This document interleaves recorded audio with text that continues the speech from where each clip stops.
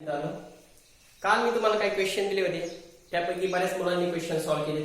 काही चुकले असतील तर काही हरकत नाही, त्याचं सोल्युशन आपण नंतर ज्यावेळेस चालू होईल त्यावेळेस पूर्ण क्वेश्चन पुन्हा एकदा आपण सॉल्व्ह करू आणि या चॅप्टरला पण काय करू, थोडंसं रिवाइज करू, जेणेकरून तुमच्या काही पुन्हा लक्ष देईल. आता आपल्याला काय करायचं, फक्त त्या क्वेश्चनची लेवल समजून घ्यायची, ती क्वेश्चन कशा प्रकारे विचारलं जातं. कालचे जे क्वेश्चन होते जे जेई मेनचे क्वेश्चन होते, त्याचप्रमाणे नीटला सुद्धा अशाच प्रकारचे काय विचारतात, क्वेश्चन विचारतात. क्वेश्चन विचारण्याचा त्यांचा पॉईंट ऑफ व्ह्यू वेगळा असतो, पण सोल्युशन त्याचं अगदी सोपं असतं. बघू आपण नंतर ते क्वेश्चन कसे सॉल्व्ह करायचे. तर बघा मित्रांनो, आपण पिरियडिक प्रॉपर्टी बघतोय. त्या पिरियडिक प्रॉपर्टीमध्ये आपण ऍटॉमिक साईज बघितलं, नंबर 1 चं पिरियडिक प्रॉपर्टी बघितली आपण पिरियडिक टेबल मधली. त्यानंतर आपण स्टार्ट केली आयोनायझेशन एनर्जी. हा व्हेरी इम्पॉर्टंट टॉपिक आहे एक्झामिनेशन पॉइंट ऑफ व्ह्यूने, आयोनायझेशन एनर्जी. त्यामध्ये आपण आयोनायझेशन एनर्जी म्हणजे काय ते बघितलं होतं. The minimum amount of energy is required to release the outermost valence electron. म्हणजे शेवटच्या कक्षेमधून इलेक्ट्रॉन बाहेर काढण्यासाठी जी मिनिमम अमाऊंट ऑफ एनर्जी लागते तिला काय म्हणतात, आयोनायझेशन एनर्जी असं म्हणतात. त्यानंतर कालच्या लेक्चरला आपण the factor on which ionisation energy कोणकोणत्या घटकावरती अवलंबून आहे, काय बदल होतात ते आपण बघितलं होतं. त्यामध्ये आपण पहिली बघितली होती ऍटॉमिक साईज. जी आयोनायझेशन एनर्जी आहे ती कोणावरती अवलंबून आहे, ऍटॉमिक साईज वरती आहे. जशी जशी ऍटॉमिक साईज वाढत जाईल तशी तशी आयोनायझेशन एनर्जी काय होते मित्रांनो, कमी कमी होत जाते. म्हणजेच जी ऍटॉमिक साईज आहे ती इन्व्हर्सली प्रोपोर्शनल कोणाला आहे, आयोनायझेशन एनर्जीला, किंवा जी आयोनायझेशन एनर्जी आहे ती इन्व्हर्सली प्रोपोर्शनल कोणाला आहे, ऍटॉमिक साईजला. ऍटॉमिक साईज जर वाढत गेली तर आयोनायझेशन एनर्जी काय होते, कमी कमी होते. आणि ऍटॉमिक साईज जर कमी कमी होत गेली तर आयोनायझेशन एनर्जी काय होते, वाढत जाते. याबद्दल आपण ऍटॉमिक साईज बघितलेला आहे. नंतर नंबर 2 ला बघितलं आपण न्यूक्लिअर चार्ज. न्यूक्लिअर चार्जचा काय फरक पडतो आयोनायझेशन एनर्जीवरती, किंवा आयोनायझेशन एनर्जी कशी डिपेंड आहे न्यूक्लिअर चार्जवरती. तर बघा, जसा जसा न्यूक्लियस वरती प्रभार वाढत जाईल तशी तशी आयोनायझेशन एनर्जी काय होत जाते, वाढत जाते. म्हणजे आयोनायझेशन एनर्जी ही डायरेक्टली प्रोपोर्शनल आहे कोणाला, आयोनायझेशन एनर्जीला. म्हणजे आयोनायझेशन एनर्जी जर वाढत असली याचा अर्थ त्यावर न्यूक्लिअर चार्ज कसा झालेला आहे, वाढलेला आहे. आणि न्यूक्लिअर चार्ज जर वाढला याचा अर्थ त्याची आयोनायझेशन एनर्जी पण काय झाली, वाढलेली. हे डायरेक्टली प्रोपोर्शनल आहे, म्हणजे हे वाढलं की ते वाढतं, आणि हे काय, हे कमी झालं की हे काय होतं, हे पण कमी होतं. नंतर आपण 3 ला बघितलं होतं इलेक्ट्रॉनचं कन्फिगरेशन, इलेक्ट्रॉनिक कन्फिगरेशन होती. तर बघा, जी आयोनायझेशन एनर्जी आहे ही आयोनायझेशन एनर्जी कशावरती अवलंबून आहे, इलेक्ट्रॉनच्या कन्फिगरेशन वरती.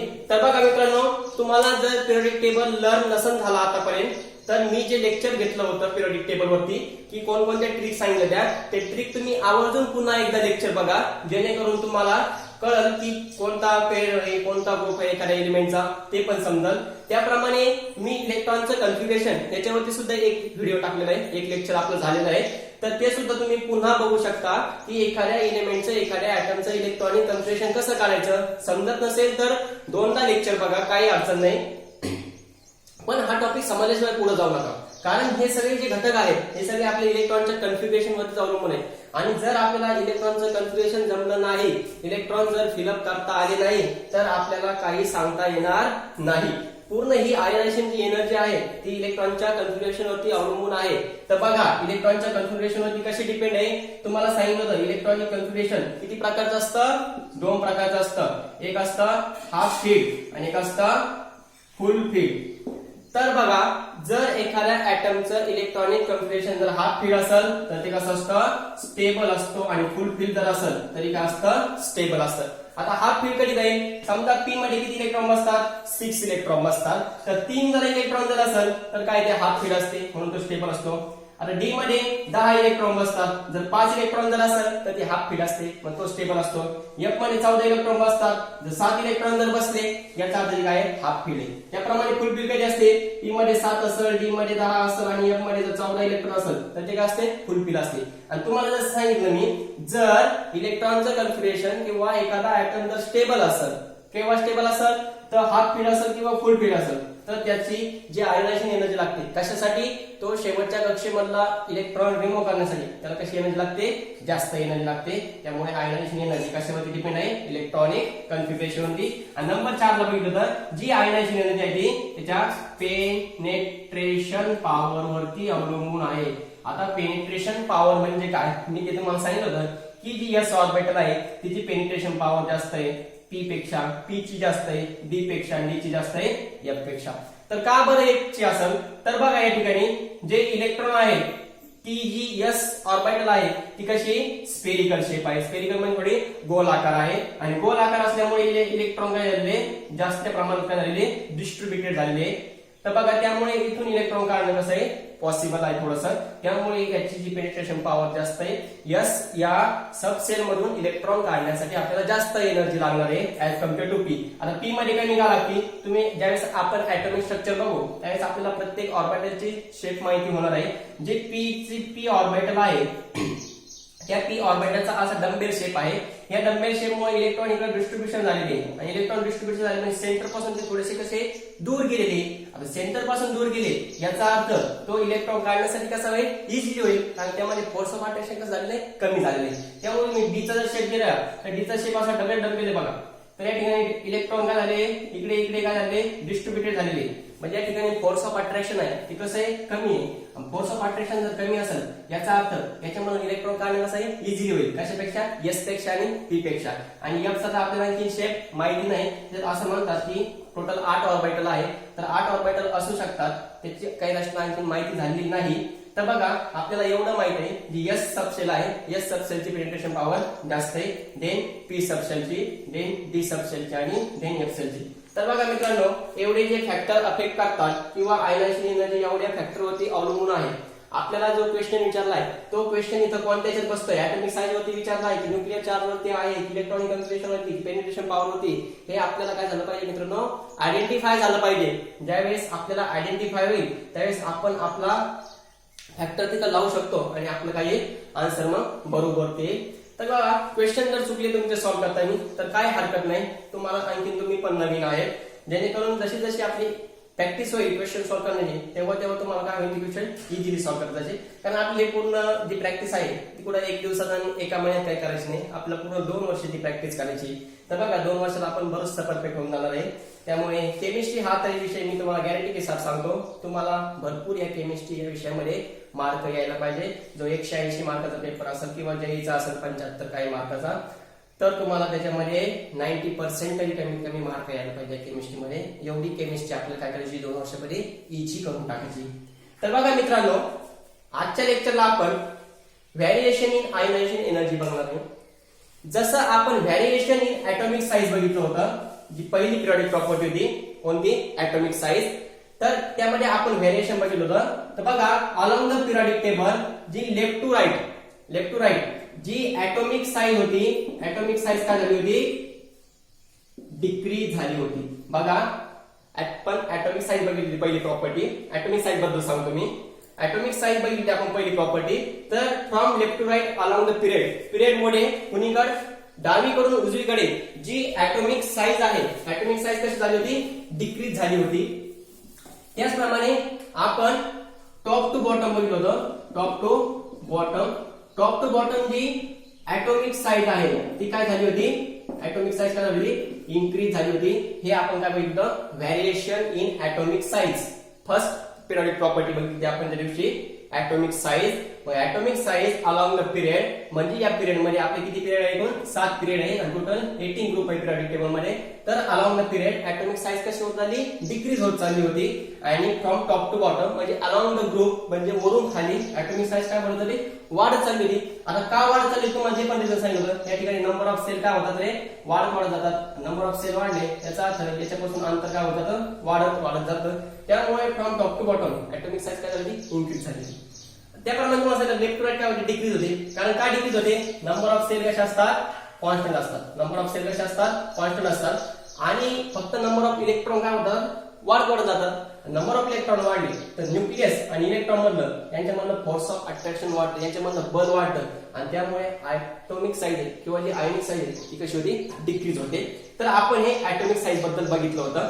आज आपल्याला बघायचं आहे व्हॅरिएशन इन आयोनायझेशन एनर्जी. आता आयोनायझेशन एनर्जीचा कसा बदल होतो फ्रॉम लेफ्ट टू राईट. तर बघू अलॉंग पिरियड मध्ये बघू आपण, म्हणजे फ्रॉम लेफ्ट टू राईट बघू की आयोनायझेशन एनर्जी कमी होते की जास्त होते.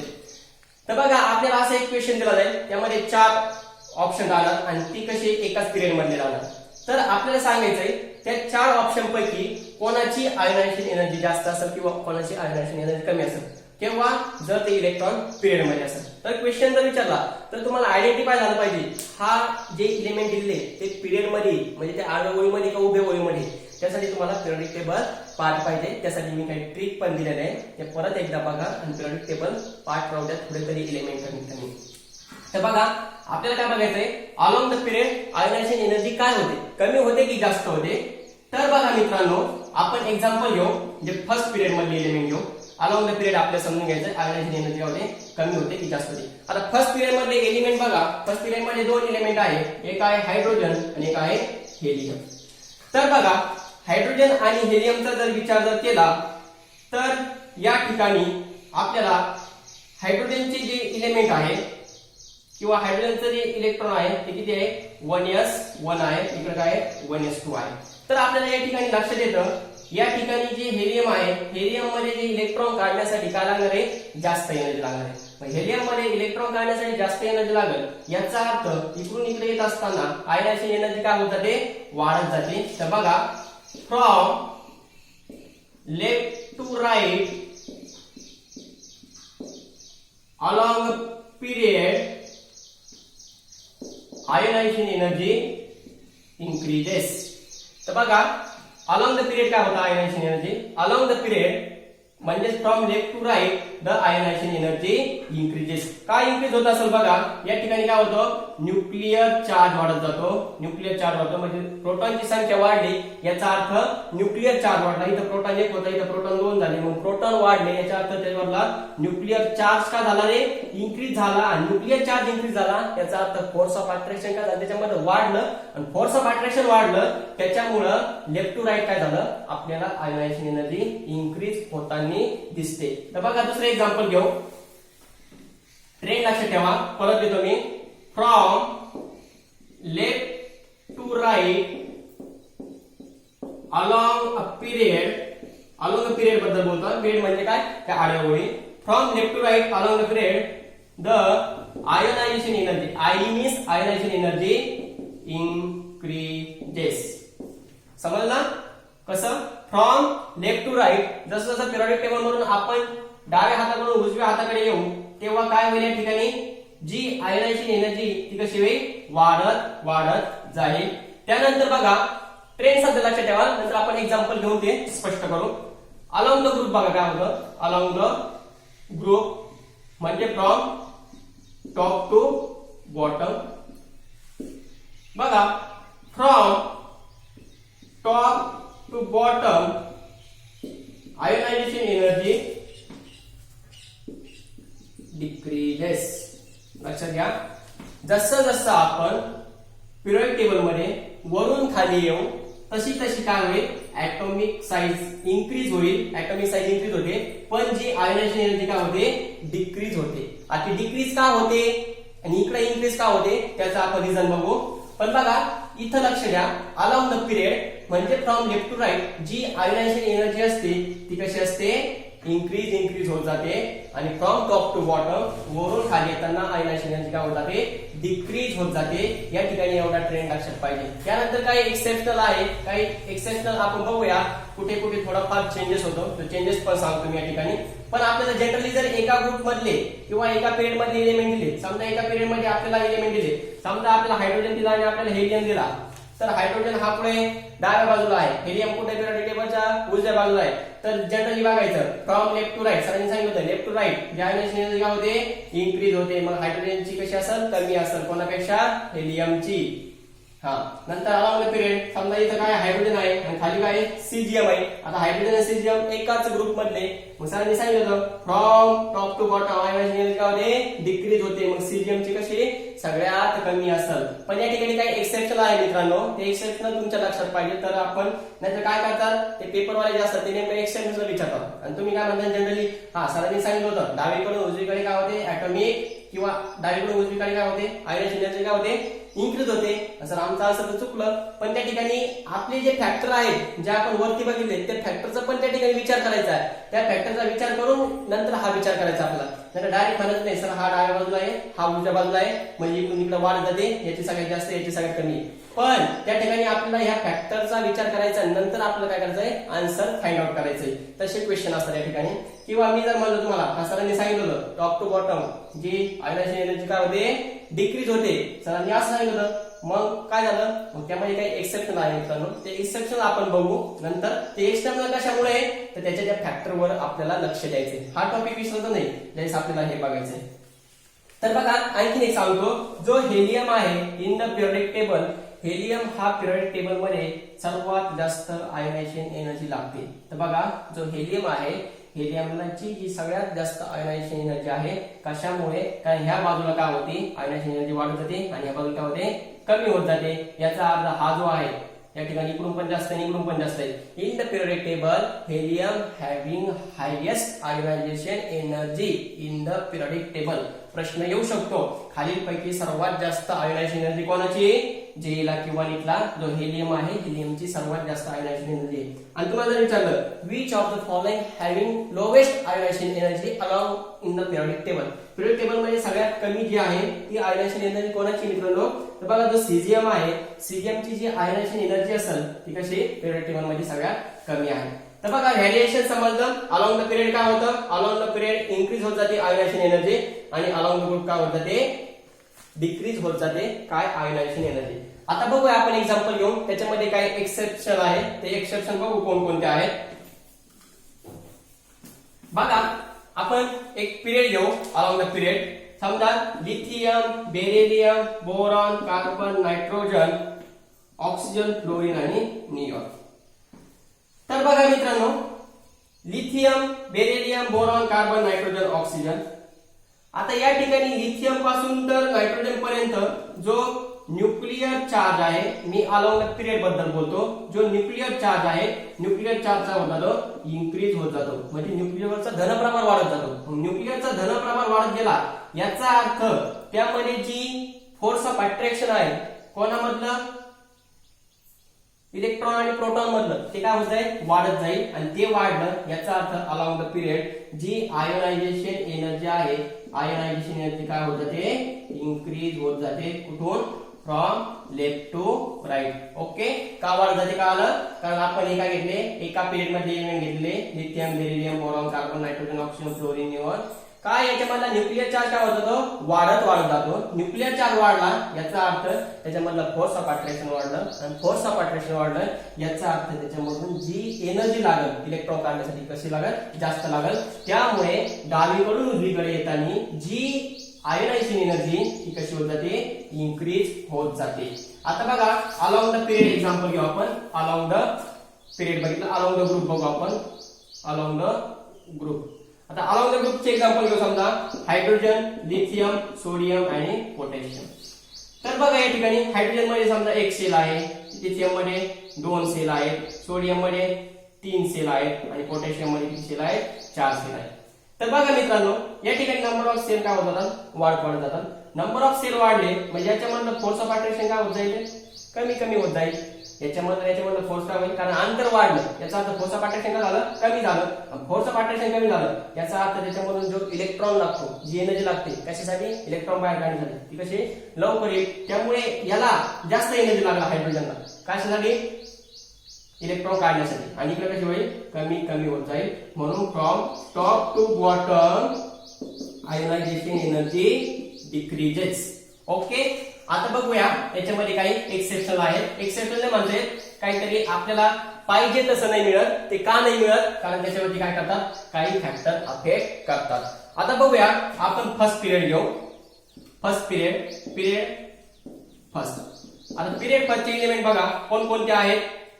पिरियड फर्स्ट मध्ये हायड्रोजन आहे आणि हेलियम आहे. तर हायड्रोजन आणि हेलियम, तर या ठिकाणी लेफ्ट टू राईट पिरियड म्हणजे काय, पिरियड जर शब्द आला तर तुम्ही लेफ्ट टू राईट विचार करायचा. लेफ्ट टू राईट जो न्यूक्लिअर चार्ज आहे, न्यूक्लिअर चार्ज होतं हे जे आहे वरती मी जे बाण दाखवतो याचा अर्थ इन्क्रीज हा समजून घ्या. वरती मी जो बाण दाखवतो याचा अर्थ इन्क्रीज, न्यूक्लिअर चार्ज होतो इन्क्रीज होत जातो. न्यूक्लिअर चार्ज इन्क्रीज झाला याचा अर्थ काय झालं रे, आयोनायझेशन एनर्जी पण काय झाली, इन्क्रीज झाली. जसा जसा न्यूक्लिअर चार्ज वाढत जाईल, न्यूक्लिअर चार्ज म्हणजे न्यूक्लियसवरचा चार्ज वाढत जाईल, प्रोटॉन वाढत जाईल, त्यामुळे जी आयोनायझेशन एनर्जी ती पण काय होत जाईल, वाढत जाईल. त्यामुळे इलेक्ट्रॉनचं कॉन्फिगरेशन पण बघा, याचं 1s आहे, याचं काय आहे 1s2. मग 1s2 मध्ये जी s सबशेल आहे ती काय आहे, फुलफिल आहे. त्याच्यामध्ये किती इलेक्ट्रॉन बसतात, 2 इलेक्ट्रॉन बसतात. इथं एकच इलेक्ट्रॉन आहे, तर हा एक इलेक्ट्रॉन काढणं सोपं आहे, 2 इलेक्ट्रॉन काढणं कसं आहे, अवघड आहे. त्यामुळे ही हेलियमची जी आयोनायझेशन एनर्जी लागेल ती कशी लागेल, जास्त लागेल. कशापेक्षा, हायड्रोजन पेक्षा. आता आपण काय करूया, दुसऱ्या पिरियडचं काय करू, एक्झाम्पल घेऊ. Period number 2. आता पिरियड नंबर 2 चे एलिमेंट बघा. पिरियड 2 मधले एलिमेंट बघा, lithium, beryllium, boron, carbon, nitrogen, oxygen, fluorine आणि निऑन.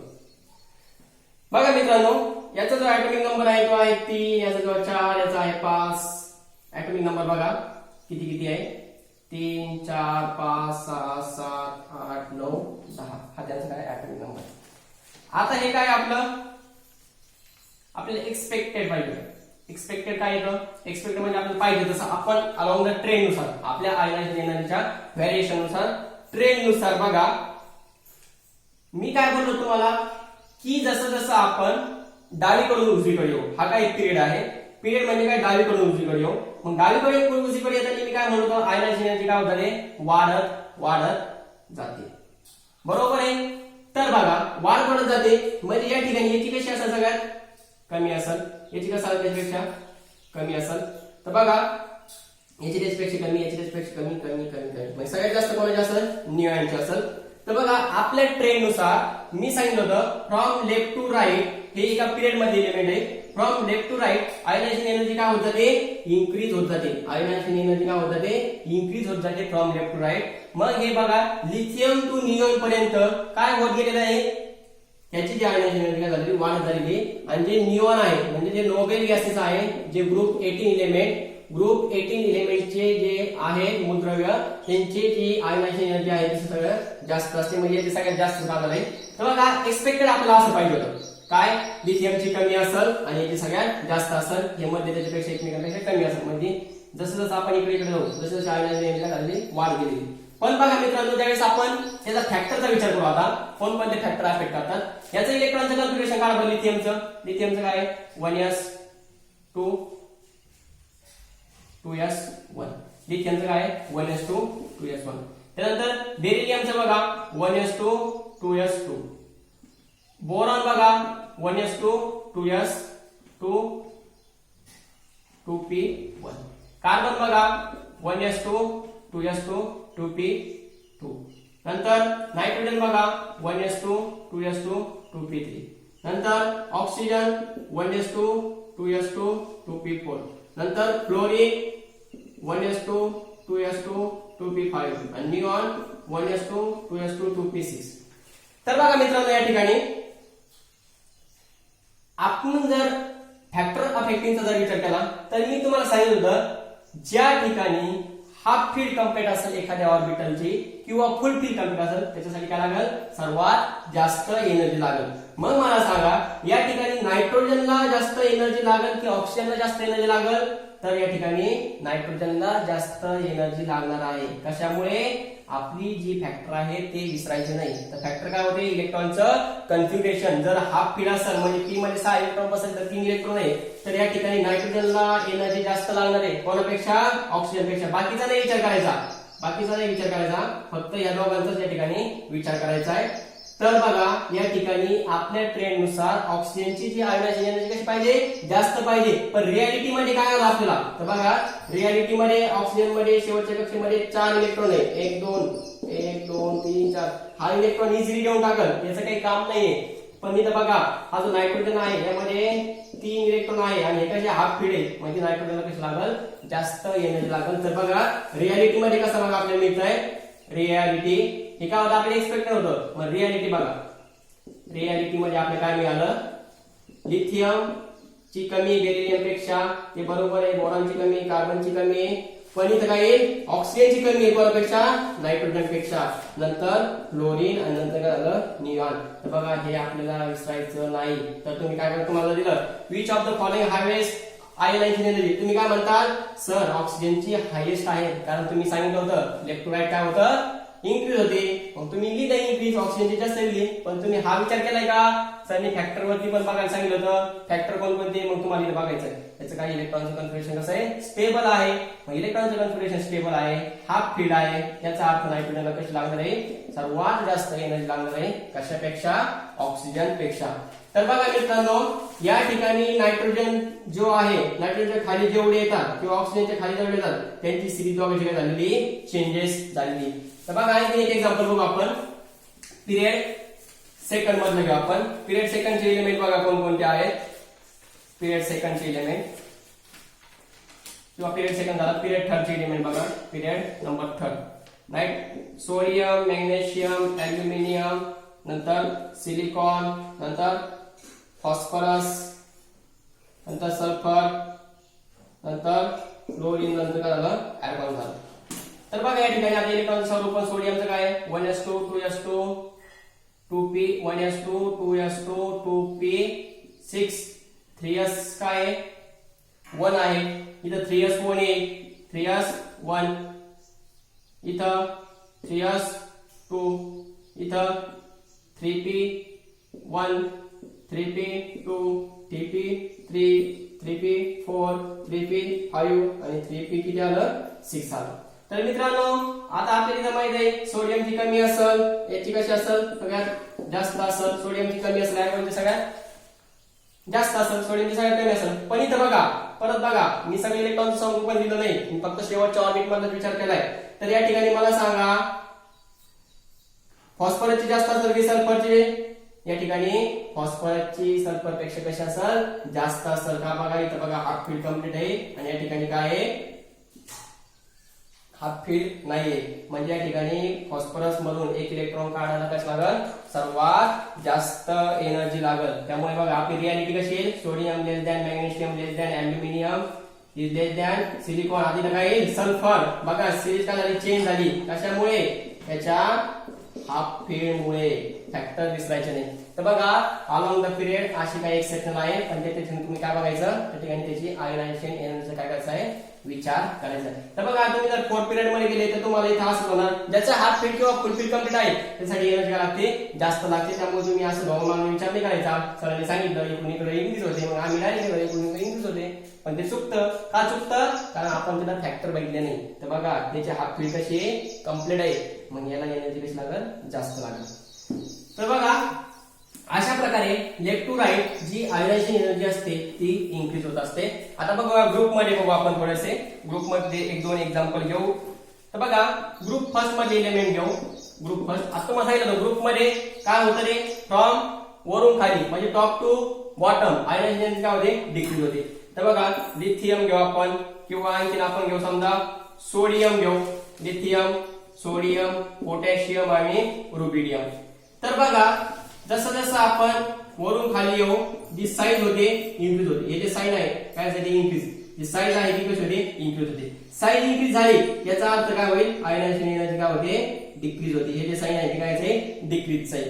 तर बघा जसं जसं आपण काय हो वरून खाली येऊ top to bottom the ionisation energy will be the decreases. समजलं ग्रुप मध्ये सोपं आहे की from top to bottom ionisation energy decreases from left to right ionisation energy काय होते इन्क्रीज होते. तर बघूया मित्रांनो आपण यावरती एक दोन एक्झाम्पल घेऊ. मला सांगा या ठिकाणी which compare the following ionization energy compare following ionization energy. तुम्हाला दिली मी नायट्रोजन दिलाय आणि तुम्हाला दिलाय ऑक्सिजन. तर मला सांगा या ठिकाणी कोणाची आयोनायझेशन एनर्जी जास्त असेल. Compare the following ionisation energy. आता आयोनायझेशन एनर्जी तुम्हाला फाइंड आउट करायची, तर आपण काय बघतो, नायट्रोजन आणि ऑक्सिजन कसे एकाच पिरियड मध्ये, इथं नायट्रोजन असतो इथं ऑक्सिजन असतो, आपण काय म्हणून सर ऑक्सिजनची कशी जास्त आहे, कारण तुम्ही बोलले होते इकडे काय होतं आयोनायझेशन एनर्जी इनक्रीज होते, ऑक्सिजनची जास्त असेल, पण नाही. या ठिकाणी आपल्याला इलेक्ट्रॉनचं कॉन्फिगरेशन काढून बघा. नायट्रोजनचं काय आहे 1s2 2s2 2p3, ऑक्सिजनचं काय आहे 1s2 2s2 2p4. मग बघा नायट्रोजनची काय आहे हाफ फील्ड कंप्लीट आहे, याची हाफ फील्ड कंप्लीट आहे का नाही, एक इलेक्ट्रॉन कसा शिल्लक आहे, म्हणजे ऑक्सिजन काय करत एक इलेक्ट्रॉन इझिली देऊन टाकल. मग या ठिकाणी नायट्रोजनची जी आयोनायझेशन एनर्जी आहे ती कशी आहे सर्वात ग्रेटर आहे कशापेक्षा आयोनायझेशन एनर्जी. पण कोणती, तुम्हाला 3 प्रकारची एनर्जी सांगितली मी, first ionization energy, second ionization energy आणि थर्ड आयोनायझेशन एनर्जी. फर्स्ट मध्ये पहिला इलेक्ट्रॉन काढण्यासाठी जी एनर्जी लागते फर्स्ट आयोनायझेशन एनर्जी म्हणतात, दुसरा काढण्यासाठी जी एनर्जी लागते दुसरं सेकंड आयोनायझेशन एनर्जी म्हणतात, आणि तिसरा इलेक्ट्रॉन काढण्यासाठी जी एनर्जी लागते तिला काय म्हणतात थर्ड आयोनायझेशन एनर्जी म्हणतात. तर बघा मित्रांनो या ठिकाणी फर्स्ट आयोनायझेशन एनर्जी बघा, नायट्रोजनने काय केलं रे एक इलेक्ट्रॉन काय केला देऊन टाकला. तर बघा कोण या ठिकाणी लवकर इलेक्ट्रॉन देईल, नायट्रोजन देईल की ऑक्सिजन देईल, या ठिकाणी नायट्रोजन लवकर इलेक्ट्रॉन देणार नाही, कारण त्याच्या हाफ फील्ड कंप्लीट लवकर कोण देईल ऑक्सिजन देईल. तर बघा नायट्रोजनने एक इलेक्ट्रॉन देऊन टाकला, एक इलेक्ट्रॉन काय दिला देऊन टाकला, असं मी लिहिलं एक इलेक्ट्रॉन काय झाला देऊन टाकला. इथं काय झालं आता एक इलेक्ट्रॉन कमी झाला, तर एक इलेक्ट्रॉन कमी झालं काय झालं 1s2 2s2 2p2. ऑक्सिजनने पण एक इलेक्ट्रॉन देऊन टाकला, ऑक्सिजन एक इलेक्ट्रॉन देऊन टाकला, मग किती झालं 1s2 2s2 2p3. मला सांगा या ठिकाणी आपण फर्स्ट आयोनायझेशन एनर्जी बघितली, पहिली आयोनायझेशन एनर्जी म्हणजे पहिला इलेक्ट्रॉन काढण्यासाठी कोणाला लवकर देणार नाही, कोण पहिला इलेक्ट्रॉन लवकर देणार नाही, की जो नायट्रोजन आहे तो पहिला इलेक्ट्रॉन लवकर देणार नाही कारण त्याचे हाफ फील्ड आहे. पण त्याने पहिला इलेक्ट्रॉन दिला, ऑक्सिजनची आयोनायझेशन एनर्जी कमीच आहे नायट्रोजन पेक्षा, पण नायट्रोजनने पहिला इलेक्ट्रॉन दिला तर नायट्रोजन वर इलेक्ट्रॉनिक कॉन्फिगरेशन किती झालं 2p2 झालं, कारण एक इलेक्ट्रॉन गेला की 2p झालं. आणि जर ऑक्सिजनने एक इलेक्ट्रॉन दिला तर काय झालं सांगा मला, तिथे 2p3 झालं. मग मला सांगा जी सेकंड आयोनायझेशन एनर्जी नायट्रोजनची जास्त राहील की ऑक्सिजनची, तर ऑक्सिजनची सेकंड आयोनायझेशन एनर्जी कशी आहे नायट्रोजन पेक्षा जास्त आहे. मित्रांनो कन्सेप्ट थोडीशी ब्रॉड आहे, तुम्हाला प्रत्येक ब्लॉक मध्ये याचा अभ्यास करायचा आहे, पण आपण एकदा जनरली बघतोय, तुम्हाला ह्या गोष्टी परत परत सगळे येणार आहे, काही एवढं घ्यायचं काम नाही, जास्त काही अवघड नाही. तरी आपलं लेक्चर ऑनलाईन चालू आहे, ज्यावेळेस ऑफलाईन होईल त्यावेळेस तुमच्या सगळ्या कन्सेप्ट ज्या होतील त्या दूर होतील. तुम्ही फक्त थोडंफार लक्ष द्या, सगळ्या गोष्टी समजून जातील. तर आपल्याला प्रत्येक ब्लॉक मध्ये याचा अभ्यास करायचा आहे, पण थोडंफार नंतर अवघड जाऊ नये, नंतर लक्षात घ्या हे काय आयोनायझेशन एनर्जी फर्स्ट काय आहे सेकंड काय आहे ते आता थोडं थोडं समजून घ्या. तर बघा फर्स्ट आयोनायझेशन एनर्जी नायट्रोजनची जास्त होती, कसं काय त्याचा हाफ फील्ड कंप्लीट होतो. पण या ठिकाणी जर सेकंड आयोनायझेशन एनर्जीचा विचार केला पण दुसरा इलेक्ट्रॉन काढण्यासाठी, तर दुसरा इलेक्ट्रॉन काढण्यासाठी जे नायट्रोजन आहे तो दुसरा इलेक्ट्रॉन आता लवकर देऊन टाकेल, कारण त्याच्यामध्ये दोनच आहे, त्याला असा फायदा नाही. पण आता ऑक्सिजन लवकर देईल का नाही देणार, कारण पहिला दिला तिने, पण आज तो काय झाला स्टेबल झाला. स्टेबल झाल्यामुळे काय झालं या ठिकाणी ऑक्सिजनला सेकंड आयोनायझेशन एनर्जी कसं लागल जास्त लागल. तर मित्रांनो उद्या आपण याच्यावरती काहीतरी एक्झाम्पल बघू. तर सुरुवातीला आलं तुम्हाला लक्षात फ्रॉम इकडून left to right ionisation energy काय होते, top to bottom ionisation energy काय होते, आणि यासाठी काही एक्सेप्ट आहेत ते कशामुळे त्याच्या फॅक्टर अफेक्टिव्ह. तर बघा जर लेक्चरला समजलं नाही तर 2 वेळेस बघा, काही अडचण नाही, कारण लेक्चर कमी 20 मिनिटाचं असतं आपल्या, तर 1 तास 2 तास लेक्चर नाही, तुम्ही बोर होताल. 20 मिनिटाचं लेक्चर तुम्ही परत कधी पण बघू शकता, जेणेकरून तुम्हाला परत परत काय होईल कन्सेप्ट देतोय. तर बघा अशा प्रकारे जी तुम्हाला सांगितलं आयोनायझेशन एनर्जी असते थर्ड इज ग्रेटर असते सेकंड त्याच्यापेक्षा, नंतर काय असते नंतर फर्स्ट असते. तर या ठिकाणी जी ऑक्सिजनची आहे ती काय सेकंड आयोनायझेशन एनर्जी ग्रेटर आहे, फर्स्ट आयोनायझेशन एनर्जी कोणाची ग्रेटर आहे ऑक्सिजनची ना नायट्रोजनची फर्स्ट आयोनायझेशन एनर्जी कशी ग्रेटर आहे, आणि ऑक्सिजनची सेकंड आयोनायझेशन एनर्जी ग्रेटर आहे. तर बघा मित्रांनो थँक्यू, लक्षात आले सर्वांच्या. ज्यावेळेस मी ग्रुपवरती क्वेश्चन